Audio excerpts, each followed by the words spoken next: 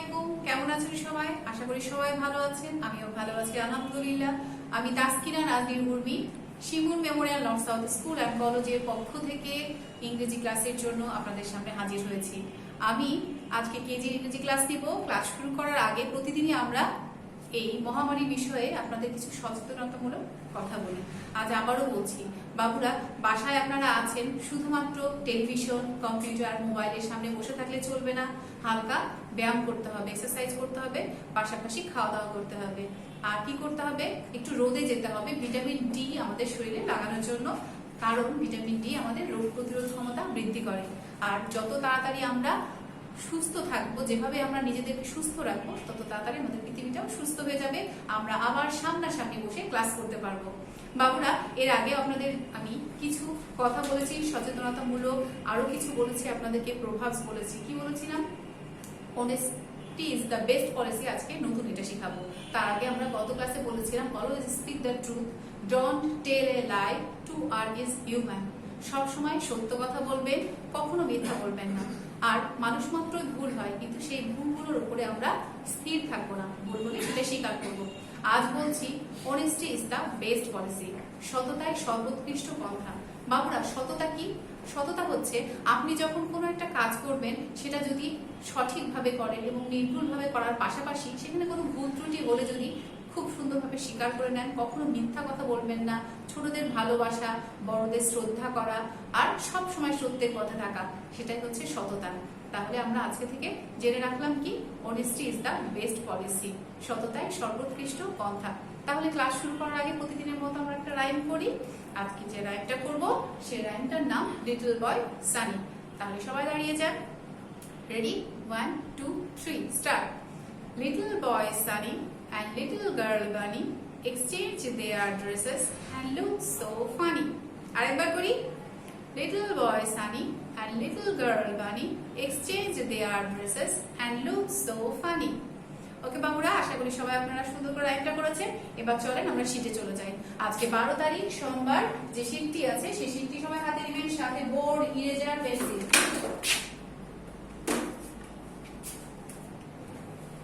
Number 1, let's see the pictures and build two words individually with W and X.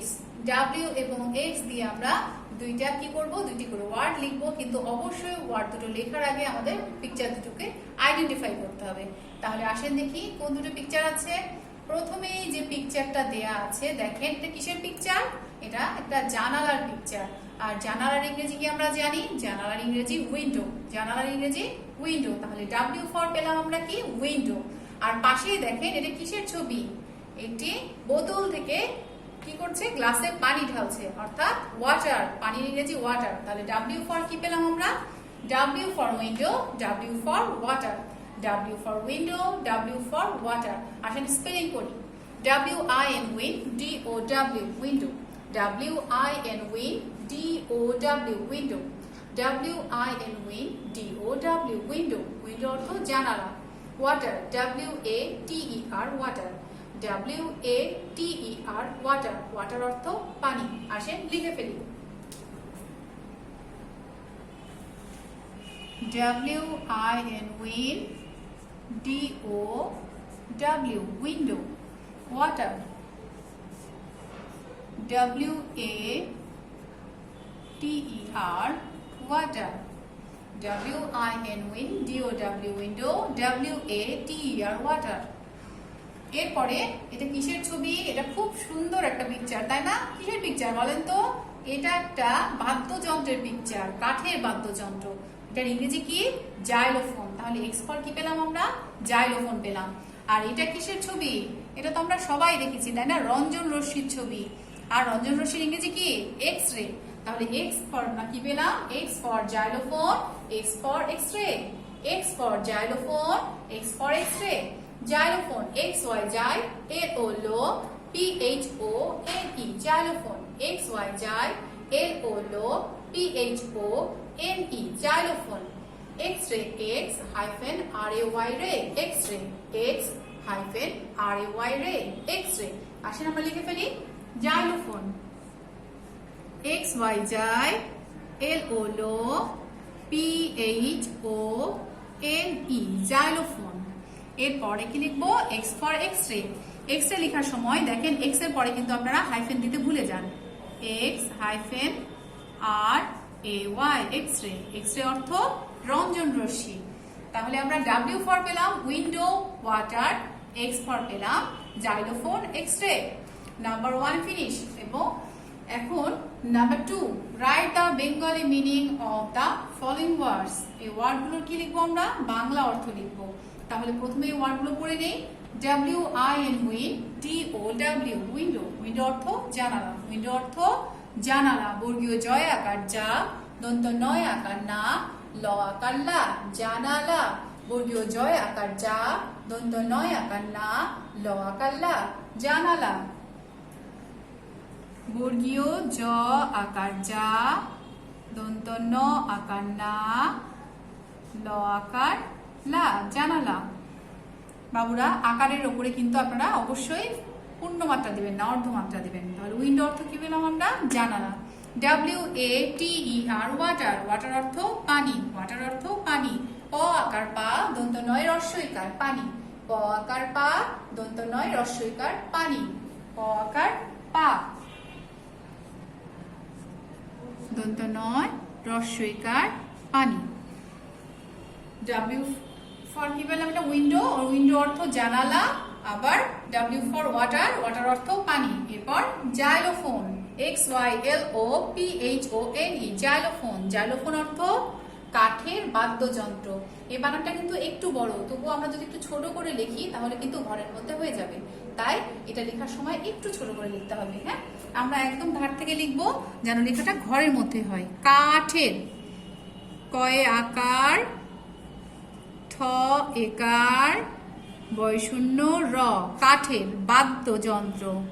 ব আকার, দ জফালা, বাদ্যযন্ত্র। অন্তস্থ জ, ছোট্ট করে দন্ত ন, নিচে তয় রফালা, যন্ত্র। কাঠের বাদ্যযন্ত্র। দেখেন যুক্তাক্ষর, এখানে কিন্তু একটা যুক্তাক্ষর আছে, তাই না? যুক্তাক্ষরটা কিভাবে লিখবো? প্রথমে মাত্রা দিয়ে, প্রথমে নিচে ছোট্ট করে একটা উপরে কি লিখবো? দন্ত ন। তারপরে এটা আমরা জানি হচ্ছে এ, কিন্তু এর উপর যখন মাত্রা হয়ে যায় তখন এটাকে কি বলে? ত রফালা বলে। তাহলে এই দন্ত নয়ের নিচে একটা এরভাবে করে তয় রফালা দিয়ে দিব। তাহলে হবে কি? দন্ত নয়ে তয়ে রফালা। এটাকে কি বলে? দন্ত নয়ে তয়ে রফালা। তাহলে আসেন বানানটা পড়ি। কাঠের বাদ্যযন্ত্র। ক আকার, ঠ একার, বয় শূন্য র, কাঠের। বাদ্য, ব আকার, দয় জফালা, বাদ্য যন্ত্র। অন্তস্থ জ, দন্ত নয়ে তয়ে রফালা, যন্ত্র।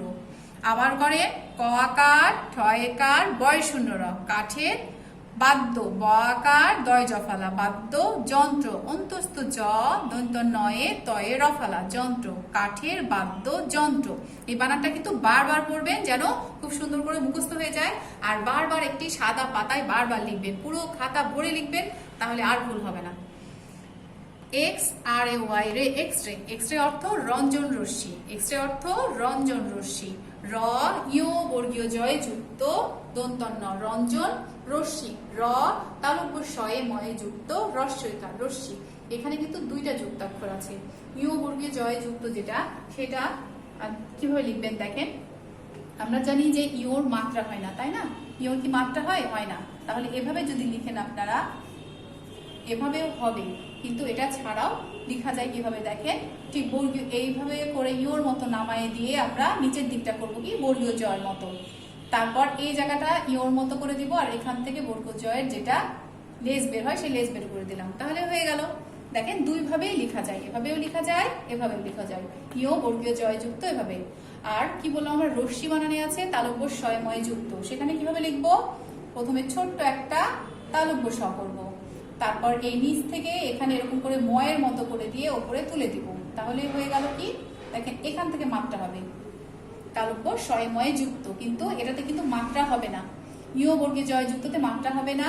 আর তালব্য শয় যেহেতু অর্ধমাত্রা, তাই অর্ধেক মাত্রা থেকে ম পর্যন্ত মাত্রা হবে। এই জিনিসগুলো আপনারা অবশ্যই খেয়াল করবেন। তাহলে রঞ্জন রশ্মি বানান আমরা কি পেলাম? একবার লিখে ফেলি আসেন।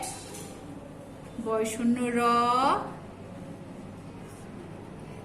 ইয় বর্গীয় জ যুক্ত দন্ত ন, রঞ্জন রশ্মি, বয়শূন্য র, তালব্য স, ময়ে যুক্ত, রশ্মি।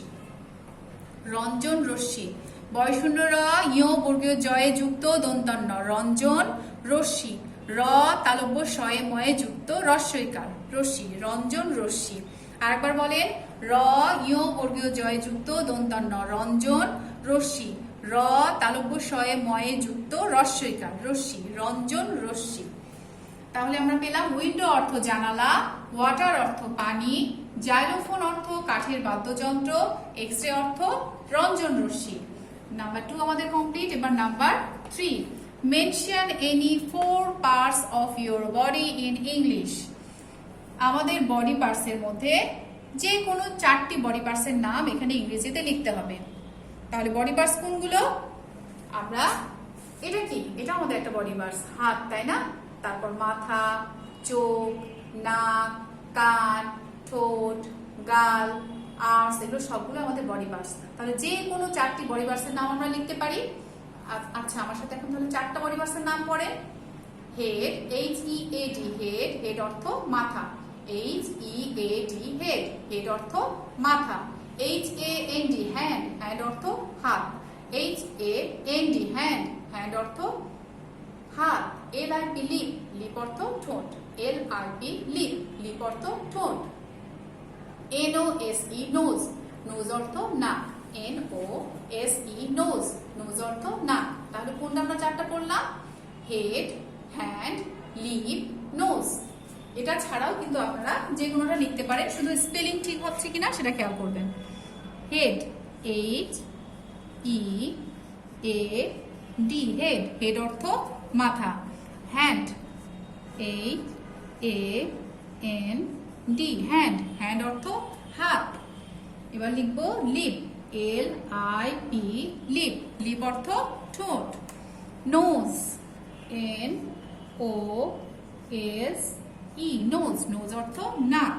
কি কি লিখলাম আমরা বডি পার্টসের নাম? Head, hand, lip, nose. Number 3ও কিন্তু আমাদের কমপ্লিট হয়ে গেল। এবার number 4, right T if true, write F if false. T true হলে T লিখেন এবং ফলস হলে F। তাহলে যদি সত্য হয় তাহলে আমরা কি লিখবো? T লিখবো, অর্থাৎ ট্রু অর্থ সত্য। আর যদি মিথ্যা হয়, মিথ্যার ইংরেজি ফলস, তাহলে কি লিখবো? F লিখবো। সত্য হলে T আর মিথ্যা হলে F। তাহলে আসেন বাক্যগুলো পড়ি। তার জন্য কিন্তু আমাদেরকে অবশ্যই বাক্যগুলো পড়ার অভ্যাস করতে হবে। ওকে, আই ইট অর্থ আমি খাই, আই ইট অর্থ আমি খাই। এটা কি হবে? ট্রু না ফলস? আই ইট অর্থ আমি খাই, ট্রু হবে নাকি ফলস হবে বলেন তো? অবশ্যই এটা ট্রু হবে। আই ইট, আমি খাই। তাহলে এখানে কি লিখবো? টি লিখবো। টি দিয়ে এখানে অ্যাপোস্ট্রোফি কমা দিয়ে দিলাম। ওকে, আই ইট, আমি খাই। তোমার বই এর ইংরেজি কি হয়েছিল? তোমার বই এর ইংরেজি ইয়োর বুক। তোমার বই এর ইংরেজি ইয়োর বুক। তাহলে কি হবে? তোমার ইংরেজি ইয়োর আর বইয়ের ইংরেজি বুক, অর্থাৎ তোমার বই এর ইংরেজি ইয়োর বুক। ট্রু না ফলস? অবশ্যই এটা ট্রু, অবশ্যই এটা ট্রু। তোমার বই ইয়োর বুক। এরপরে কি লেখা আছে? FOOD, ফুট, BALL, বল, ফুটবল। ফুটবল একটি স্পোর্ট। ফুটবল তো অবশ্যই একটি খেলা, তাই না? স্পোর্ট অর্থ হচ্ছে খেলা। তাহলে এখানে লেখা আছে ফুটবল একটি খেলা। তাহলে কি হবে? অবশ্যই ট্রু হবে, ফুটবল একটি খেলা। এখানে আমরা তাহলে কি লিখবো? টি লিখবো। টি অর্থ, টি দিয়ে আমরা কি বোঝাচ্ছি? ট্রু, ট্রু অর্থ সত্য। বেহালা এর ইংরেজি এক্সরে। বেহালার ইংরেজি কি এক্সরে? না, বেহালার ইংরেজি তো আমরা জানি, বেহালার ইংরেজি ভায়োলিন। তাহলে বেহালার ইংরেজি এক্সরে, এটা অবশ্যই কি হবে? ফলস। আর ফলস হলে কি লিখবো আমরা? এফ লিখবো। তাহলে বাবুরা আমরা কি লিখলাম দেখেন? আই ইট অর্থ আমি খাই, ট্রু। তোমার বই এর ইংরেজি ইয়োর বুক, অবশ্যই এটা ট্রু হবে। আর ফুটবল একটি স্পোর্ট, ফুটবল একটি খেলা, অবশ্যই এটা ট্রু। বেহালা এর ইংরেজি এক্স রে, এটা অবশ্যই ফলস, তাহলে এখানে আমরা এফ লিখেছি। এবার number 5, put tick on the correct answer. সঠিক উত্তরের উপরে কি করতে হবে, আমাদেরকে টিক দিতে হবে। এখানে 3টা অ্যান্সার দেওয়া আছে, যে 3টার মধ্যে যেটা সঠিক শুধু সেটার উপরে আমরা টিক চিহ্ন দেব। তাহলে আসেন পড়ি। ZERO, জিরো, জিরো এর বাংলা শূন্য, মাঝে নাকি শেষে? 3টা শব্দ আছে, দেখেন মাঝখানে কি আছে, একটা চিহ্ন দেয়া আছে, অবলিক চিহ্ন মানে অথবা চিহ্ন দেয়া আছে। এই 3টার মধ্যে কোনটা সঠিক? যেটা সঠিক হবে সেটার উপর আমাদের টিক চিহ্ন দিতে হবে। আমরা জানি যে জিরোর বাংলা হচ্ছে শূন্য, আর শূন্য বানান করেন তো তালব্যশয়ে দীর্ঘ দন্তান্বয়ে জফালা শূন্য। তাহলে প্রথমে পেয়ে গেলাম আমরা অ্যান্সার। এটার উপরে ঠিক এটার উপরে আমরা এখানে টিক চিহ্ন দিব। টিক চিহ্ন দেওয়ার সময় আপনারা অনেকে ভুল করেন, টিক চিহ্নটা দেখা যাচ্ছে এখানে দিয়ে দেন, এভাবে দিবেন না, এটা তাহলে ভুল হবে। যেটা অ্যান্সার হবে ঠিক তার মাথার উপরে আমরা এভাবে করে টিক চিহ্ন দিব। এরপরে দেখেন কি আছে, দ বয়শূন্য র বর্গীয় জয় আকার, দরজা। দরজা এর ইংরেজি, দরজার ইংরেজি কি? DOLL ডল, ডল তো হবে না। BOOK বুক, বুক অর্থ বই, ডল অর্থ পুতুল, বুক অর্থ বই, তাহলে তো হলো না। এরপরে DOOR ডোর, ডোর অর্থ আমরা জানি হচ্ছে দরজা। তাহলে 3টার মধ্যে কোনটা অ্যান্সার পেলাম আমরা? এইটা DOOR ডোর, দরজার ইংরেজি ডোর। তাহলে ঠিক ডোরের উপরে এখানে আমরা টিক চিহ্ন দিব। এরপরে কি লেখা আছে, ডয়রস্বইকার ময়েকার বয়শূন্য র, ডিমের কুসুম, করস্যকার দন্ত সরস্যকার ম, কুসুম। ডিমের কুসুম এর ইংরেজি কি? YARN yarn, YOLK yellow, YM yam. কোনটা হবে বলেন তো? এটা অর্থ সুতা, YARN ইয়ার্ন, ইয়ার্ন অর্থ সুতা। YOLK ইয়োক, ইয়োক অর্থ ডিমের কুসুম, তাহলে এটা তো অ্যান্সার। আর YAM ইয়াম, ইয়াম অর্থ মিষ্টি আলু, তাহলে আমরা কোথায় অ্যান্সার পেলাম? YOLK ইয়োক, ইয়োক অর্থ ডিমের কুসুম, তাহলে এর উপরে আমরা টিক চিহ্ন দিলাম। এরপর হাউস এর বাংলা, হাউসের বাংলা কি? উঠান, বাড়ি নাকি বিছানা? হাউসের বাংলা বাড়ি, তাহলে বাড়ি কোথায় লেখা আছে? ব আকার ডয় শূন্য রস্বইকার বাড়ি, এই যে ঠিক মাঝে লেখা আছে। তাহলে এই বাড়ির উপরে আমরা এভাবে টিক চিহ্ন দিলাম। দেখেন টিক চিহ্ন দেওয়ার সময় বাবুরা আপনারা খুব সাবধানে থাকবেন, খুব সাবধানে টিক চিহ্ন দিবেন, যেন একটাতে টিক চিহ্ন দিতে গিয়ে অন্য আর একটা শব্দের উপর টিক চিহ্ন না পড়ে, কিংবা এই অথবা চিহ্নের উপরেও যেন কখনো টিক চিহ্নটা না পড়ে। ওকে, তাহলে আমরা এভাবে করে আমরা রাইটিং আইটেম কমপ্লিট করলাম। এবার চলে আসেন আমরা আমাদের ওরাল আইটেম উপরে চলে আসেন। কি লেখা আছে? ওপেন দা ডোর এর বাংলা, ওপেন দা ডোর এর বাংলা কি?